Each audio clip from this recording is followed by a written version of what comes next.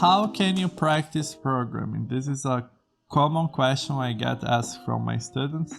And if you wanna know more how to become a coder in 2021 or the following years, if you're listening later, check out www.doorscodingschool.com, www.doorscodingschool.com. So what I see often from students is trying to approach programming as if you're reading a book. Reading a book is very passive.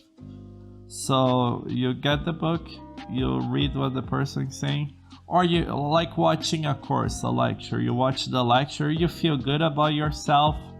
This is why self-help books are so popular, because people feel good about themselves after reading a self-help book.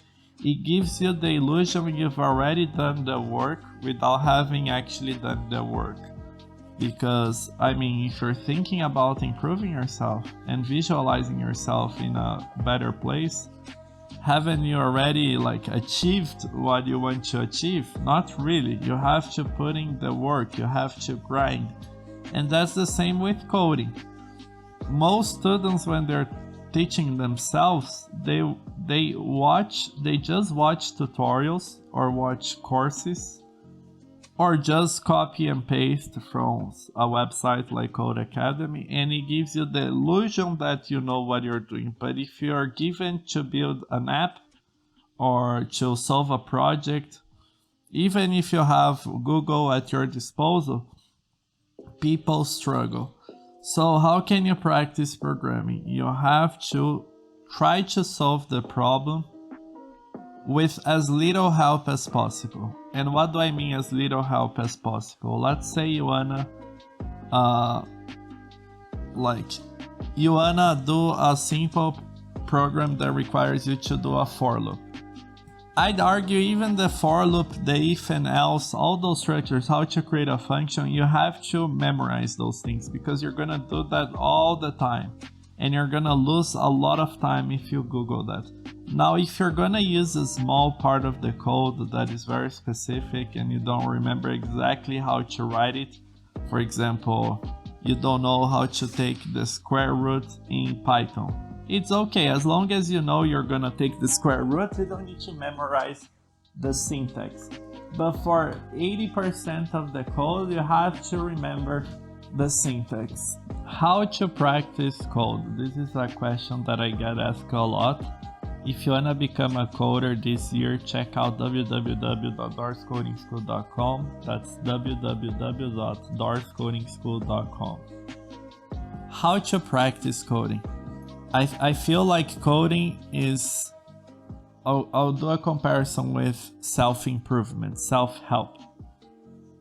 I see a lot of people, and I have to admit, for a period of my life I was just like that they are what it's called self-help junkies. So they read a lot of self-help books, they know all the big authors, all the big concepts, but they never put into practice what they're reading. They know they should work out, they know they should eat healthier, they know they should improve their relationships, meditate, build a business, but it's all in theory. And knowledge without practice is worthless. You need to put in practice what you learn. And this is the same with coding. I think the number one mistake self-taught developers make is having the illusion they know how to code. There is the famous saying that most people have the imposter syndrome because they don't know, they feel like they can't code, but actually in real life they know. It's just like an imposter syndrome. I'd say if you're self-taught and you're not following a hard course like CS50 or the MIT Introduction to Computer Science, you're just watching YouTube tutorials or Udemy courses and not having to retrieve information from memory, it's not an imposter syndrome. You actually don't know what you think you know. And how do you learn it? It's just like the self-help junkie. Read less and do more. So how do you improve coding? you do need to have a certain baseline of theory, but you need to spend most of your time practicing, getting stuck, debugging. But you need to do that in a structured way. That's why I always recommend CS50 and CS50 in the Introduction to Computer Science by MIT. I often see people saying, hey, just go build stuff. That's too open-ended, especially for a beginner. Saying like, go build something is very, very open-ended. You're not gonna do... How many people have actually followed that advice? You need to do things in a structured way. To get to the point where you can build apps takes some time.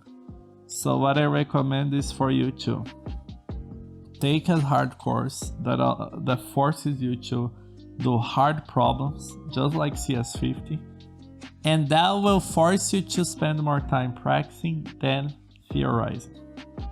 So, in summary, how do you practice coding? Just like you practice an instrument, guitar. You need a certain theory, you need to be able to read the music, but most of the time has to be focused on practicing guitar or practicing piano, not reading about the theories and